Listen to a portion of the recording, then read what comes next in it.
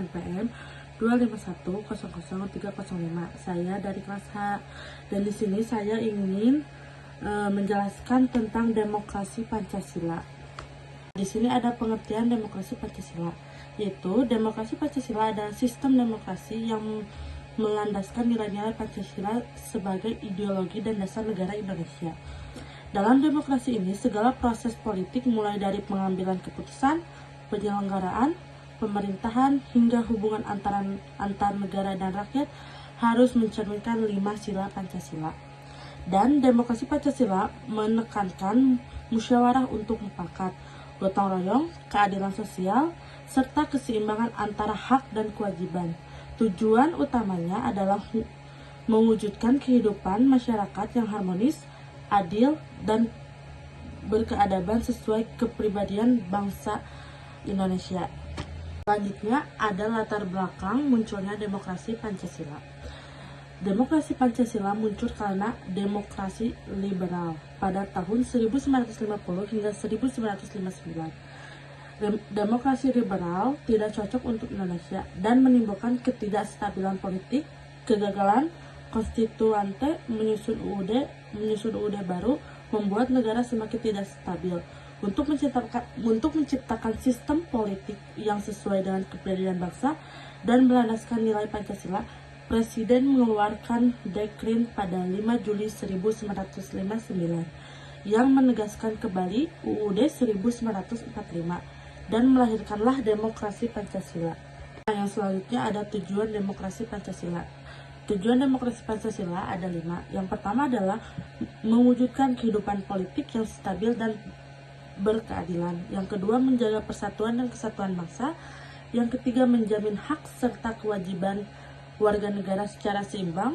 Yang keempat, menciptakan kesejahteraan dan keadilan sosial bagi seluruh rakyat. Yang kelima, mengambil keputusan melalui musyawarah untuk mufakat. Yang kelima, membangun pemerintahan yang berdasarkan nilai-nilai Pancasila. Yang selanjutnya adalah nilai-nilai demokrasi Pancasila, yaitu ada 7. Yang pertama, ketuhanan. Yang kedua, kemanusiaan. Yang ketiga, persatuan. Yang keempat, musyawarah mufakat. Yang kelima, keadilan sosial. Yang keenam, gotong royong. Dan ketujuh, toleransi. Nah, yang selanjutnya yaitu ada prinsip-prinsip demokrasi Pancasila, yaitu ada 7. Yang pertama, kedaulatan berada di tangan rakyat. Yang kedua, mengambil keputusan melalui musyawarah dan mufakat. Yang ketiga, menjunjung persamaan hak dan kewajiban warga negara. Yang keempat, kebebasan yang bertanggung jawab. Dan yang kelima, menetapkan kepentingan bersama di atas kepentingan pribadi atau golongan. Yang keenam, pemerintahan berdasarkan hukum. Yang ketujuh, menjamin keadilan sosial bagi seluruh rakyat. Selanjutnya di sini ada ciri-ciri demokrasi Pancasila. Di sini juga ada 7. Yang pertama adalah musyawarah untuk mufakat dalam mengambil keputusan. Yang kedua, menjunjung tinggi persatuan dan kepentingan bersama. Dan yang ketiga, kebebasan berpendapat yang bertanggung jawab. Yang keempat, menghormati hak asasi manusia. Yang kelima, keseimbangan antara hak dan kewajiban warga negara. Yang keenam, pemerintahan berjalan sesuai hukum. Yang ketujuh, mengutamakan keadilan sosial bagi seluruh rakyat. Selanjutnya ada landasan filosofi demokrasi Pancasila. Yang pertama, ketuhanan yang Maha Esa.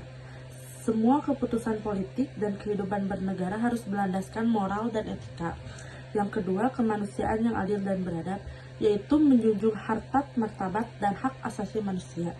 Yang ketiga, persatuan Indonesia, yaitu mengutamakan kepentingan bangsa di atas kepentingan pribadi dan golongan. Yang keempat, kerakyatan yang dipimpin oleh hikmah kebijaksanaan dalam permusyawaratan perwakilan, yaitu mengambil keputusan diambil melalui musyawarah untuk mufakat.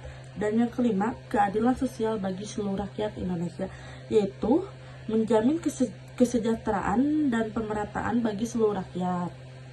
Yang selanjutnya adalah landasan yuridis demokrasi Pancasila, yaitu ada 3. Yang pertama, UUD 1945 sebagai konstitusi negara dan dasar penyelenggaraan pemerintah.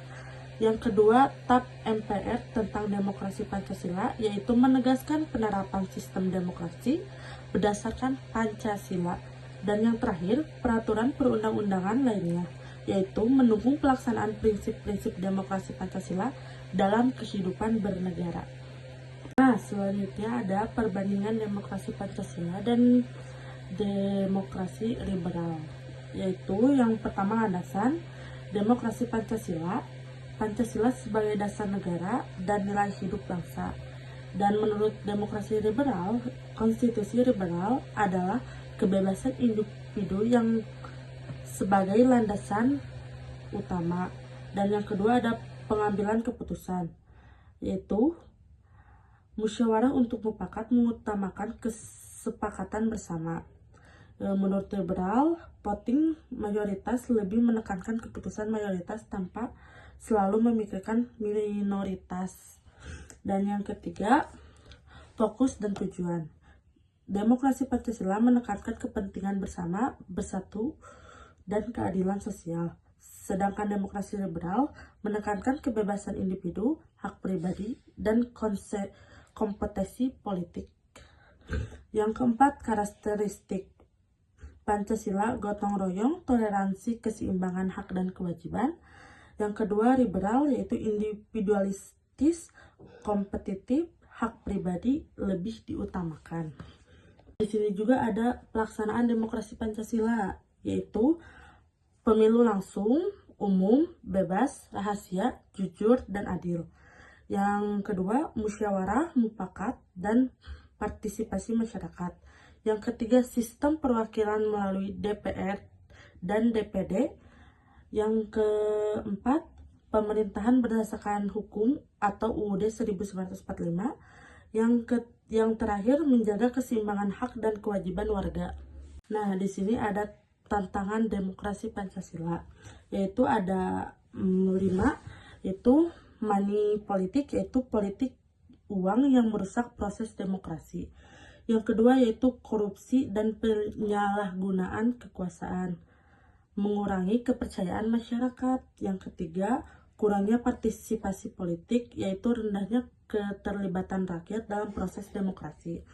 Nah, yang keempat, polarisasi masyarakat, yaitu perpecahan akibat perbedaan pendapat dan pengaruh media sosial. Dan yang terakhir, kesenjangan sosial dan ekonomi, yaitu menghambat tercapainya keadilan sosial. Di sini juga ada upaya memperkuat demokrasi Pancasila.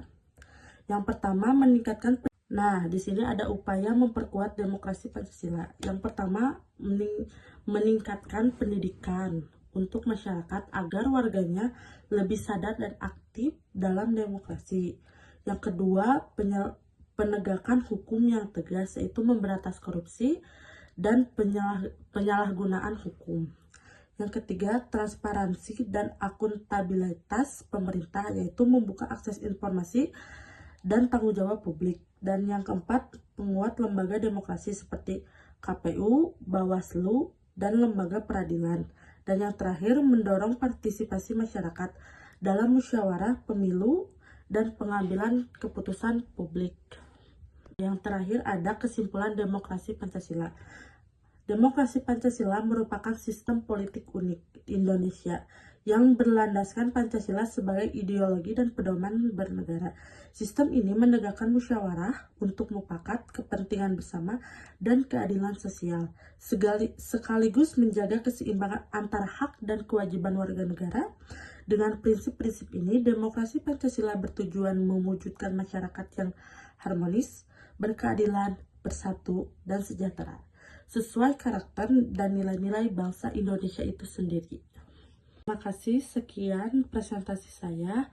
Wassalamualaikum warahmatullahi wabarakatuh.